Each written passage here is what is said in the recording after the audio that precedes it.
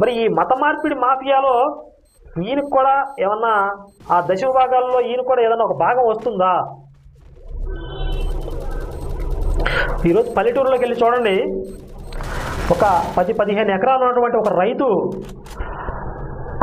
సంవత్సరం మొత్తం పండించి తన ఎంత పంట అయితే వ్యాపారులకు అమ్ముతాడో ఒక పాస్టర్ కూడా అంత పంట అమ్ముతున్నాడు. ఎందుకంటే ప్రతి రైతు తనకు పండిన పంటలో నుంచి మొదటి కొంత భాగం తీసుకొచ్చి పాస్టర్ గారికి ఇస్తాడు. వాళ్ళ అరటి తోట వేసినట్టుకోండి, మొదటి గెల పాస్టర్ గారికి, మొక్కజొన్నలు వేస్తే కొన్ని మొక్కజొన్నలు పాస్టర్ గారికి, వరి కొన్ని పాస్టర్ గారికి, కోడి గుడ్డు పెడితే కూడా మొదటి గుడ్డు పాస్టర్ గారికి. ఈ విధంగా అమాయకుల దగ్గర దోచుకు తిన్నటువంటి వాళ్ళు ఏమవుతారు? కోమటోళ్ళు పావులా 10 రూపాయకి వ్యాపారం చేసే వీళ్ళు స్మగ్లర్లు అయితే ఈ పాస్టర్లు ఏమవుతారు? మరి వీళ్ళని ఐలీ ఒక్కరోజైనా ప్రశ్నించాడా?